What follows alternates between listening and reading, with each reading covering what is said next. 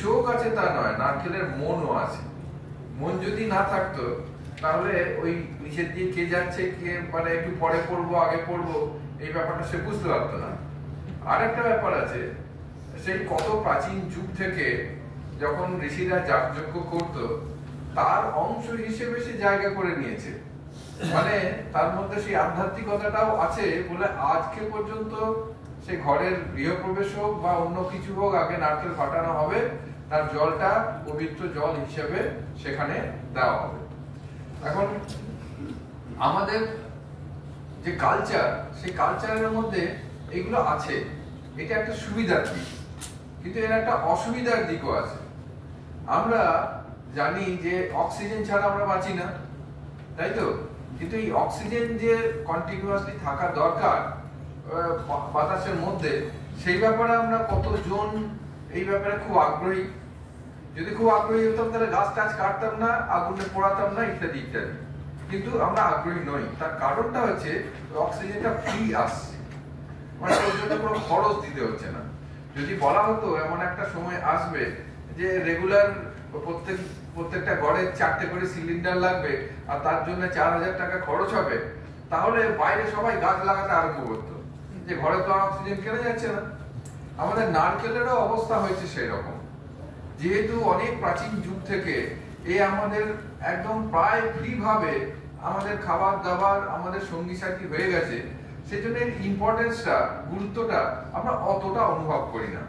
কিন্তু যদি আবার নাকটা টিপে ধরা হয় কিছুক্ষণের জন্য, মুখটা টিপে ধরা হয় কিছুক্ষণের জন্য, তাহলে আমরা ছটফট করতে থাকবো, তখন বলবো অক্সিজেন আসছে না বাবা, অক্সিজেন দে। সেরকম নারকেল যদি আমাদের কাছ থেকে অনুপস্থিত হয়ে যায়, বা পুজোর সময় বা অন্য কোনো সময় যখন নারকেলের দাম খুব বেড়ে যায়, তখন আমরা কিন্তু হাপিত্তাস করি। তো ঘটনাটা এখানেই যে আজকে নারকেলের যে পরিস্থিতি এসেছে, সেই সম্পর্কে নারকেল ডে মানে সচেতনতা দিবস পালন করার খুব একটা অবকাশ ছিল না, কারণ আমরা সকলেই নারকেল নিয়ে ব্যস্ত থাকি। কিন্তু তার গুরুত্বটা যে কোন লেভেলে, সেইটাকে আরেকবার বোধহয় চোখে খুঁজে মানে দেখানোর প্রয়োজন রয়েছে। আরেকটা ব্যাপার রয়েছে যেটা প্রদীপদা খুব সুন্দরভাবে বলে গেলেন। সাধারণত এখনকার মানুষ আমরা যারা, তারা একটু নতুন ধরনের জিনিস চাই। এখন নারকেল চিরকাল আমাদের ওই নারকেল নাড়ু আর ডাবের জল এইটুকুতেই সীমাবদ্ধ আছে, কিন্তু তার আশেপাশে যে বিরাট একটা অংশ সম্ভাবনাময়, সেটাকে নিয়ে আমরা একদমই নাড়াচাড়া করছি না। ভুট্টা নিয়ে আমরা কে কতটা ভাবতাম, কিন্তু ভুট্টা যেদিন থেকে পপকর্ন হলো সেদিন থেকে তার মর্যাদা বেড়ে গেল। এবং ভুট্টার সংক্রান্ত অন্যান্য যখন মিলেটস এর কথা এলো, যে এর মধ্যে এই আছে ওই আছে ইত্যাদি ইত্যাদি, তার গুণ বেড়ে গেল। সেই রকমই নারকেল নিয়ে একটু হইচই করার প্রয়োজন আছে, এবং সেই হইচইটা আমাদের করতেই হবে শুধু দুটো কারণে।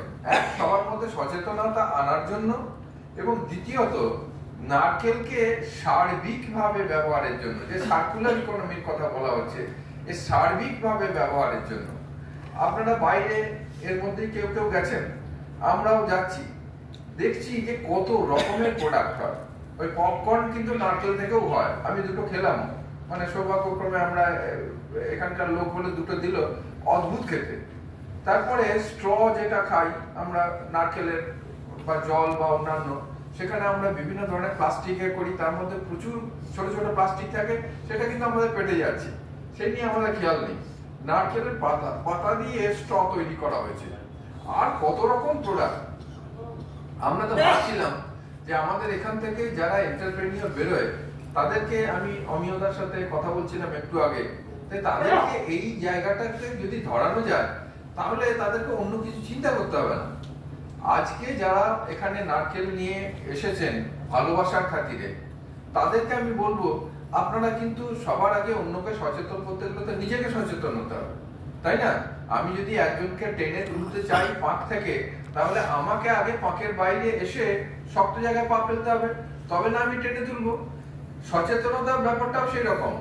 আগে নিজেরা যদি সচেতন না হই, তাহলে অন্যকে সচেতন করা মুশকিল, কারণ তারা তো প্রশ্ন করবে, সেই প্রশ্নগুলোর উত্তর আমাদের জানা দরকার। আজকের দিনে সারা দিন ধরে যা ঘটনা ঘটবে, সেগুলো কিন্তু নিজেকে সমৃদ্ধ করার সময়, নিজেকে, কারণ এই সুযোগ সবাই পাচ্ছে না। এটা একটা বড় দিক আজকের দিনে। আমি আশা করব যারা আপনারা উপস্থিত আছেন তারা আজকের সারা দিনটা আপনারা সেটা এনজয় করবেন। শুধু তাই না, এবং আজকের যে বার্তাগুলি থাকবে সেগুলি আপনারা বিভিন্ন জায়গায় ছড়িয়ে দেবেন। মহারাজ বলেছেন, ভাইস চ্যান্সেলর মহারাজ বলেছেন, প্রদীপদা বলেছেন, হ্যাঁ আমরা এক পায়ে খাড়া আছি এই নারকেল নিয়ে কাজ করার জন্য, সচেতনতার জন্য, নারকেল নিয়ে এন্টারপ্রেনিয়রশিপ ডেভেলপমেন্টের জন্য, নারকেল চাষ আরো ভালোভাবে হোক তার ট্রেনিং এর জন্য আমরা কিন্তু এক পায়ে খাড়া আছি। এবং আমি আজকের যারা নারকেল কোকোনাট ডেভেলপমেন্ট বোর্ডে যারা রয়েছেন তাদেরকে আমি ওপেন অফার দিয়ে যাচ্ছি যে আমরা কিন্তু আপনাদের সঙ্গে আছি। আপনারা কি কি করতে চান, আমাদের ইনফ্রাস্ট্রাকচার, আমাদের সাহায্য, আমাদের নেটওয়ার্ক নিয়ে আমরা কিন্তু সত্যিই আমরা খুব আগ্রহী।